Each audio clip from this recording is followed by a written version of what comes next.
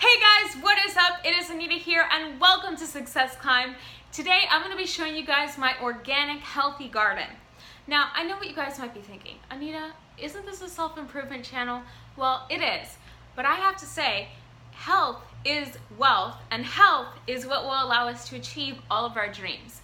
I believe that if we do eat healthy, that puts us on a clear set path for success because it allows our bodies to have energy to get things done. It allows our bodies to have momentum to get productivity in action. All right guys, so I have my organic garden here and I really want to show you guys what I have in here. But I wanted to tell you first some of the pros and cons of having an organic garden.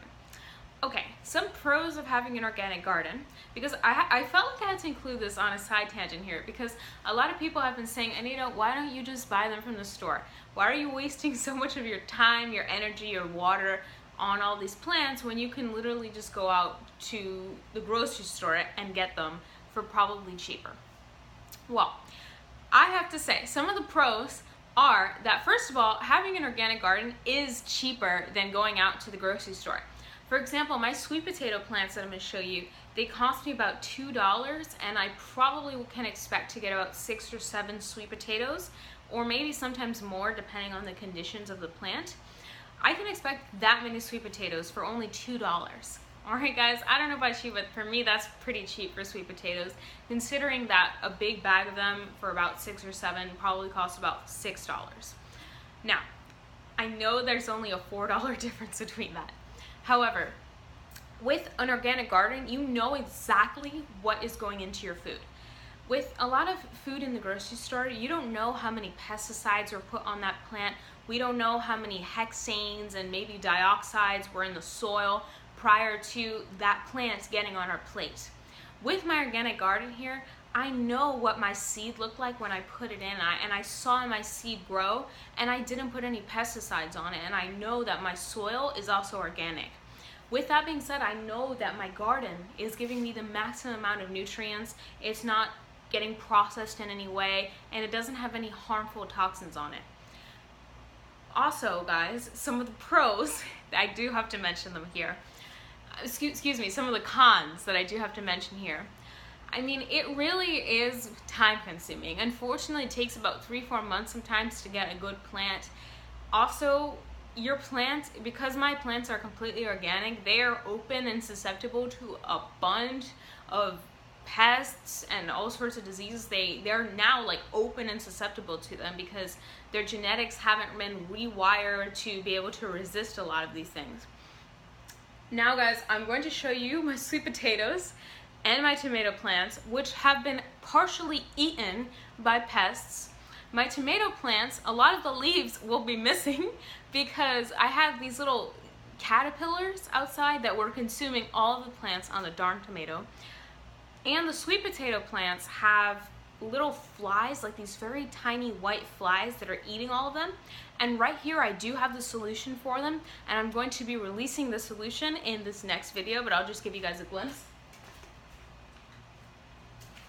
Right here I have some ladybugs, really literally live ladybugs that I'm going to be putting in my garden because apparently ladybugs eat the little baby white flies. And that's very exciting because that means I do not have to use a pesticide. Okay, enough of my rambling. I'm going to show you guys my organic garden. Just really wanted to give you guys that little bit of insight prior to bringing you out here to the garden. Okay, here we are. Here are the plants in my garden. I'm not sure if you can see them. These here are the sweet potato plants. I'm going to bring you guys along to the rest of the plants here. These are also sweet potatoes. As you can see here on the bottom of this leaf, we have some white little fly eggs and larvae here. And these things are consuming the life from my plants quite literally. That's what the ladybugs are for. We have more sweet potato here. These sweet potatoes are also filled with white fly larvae. All of the sweet potatoes look quite dilapidated, to be honest with you, because of the fly consumption. More sweet potato here. And here we have some of my favorite plants. We have my yellow squash. So here are the yellow squash plants. They're beautiful, they're nice and soft.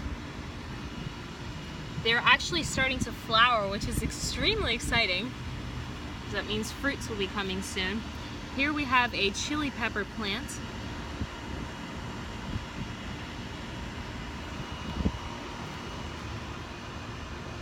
This here is my tomato plant.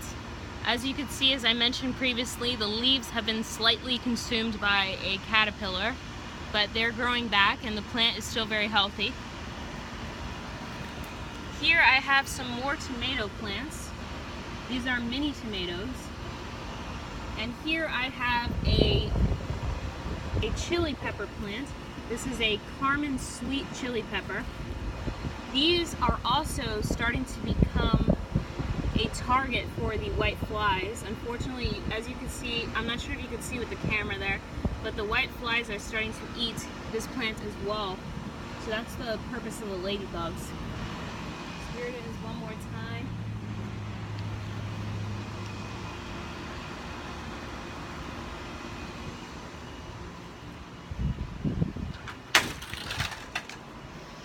Whew. Okay guys, thank you so much for watching this video, and thank you a lot for coming into my, okay, that made no grammatical sense. Thank you so much for coming into my organic garden and seeing what I eat. These unfortunately are gonna take some time to grow, and once I release the ladybugs, I'm gonna make a whole nother YouTube video of how to kill pests in your organic garden. So stay tuned for that. Thanks guys for watching.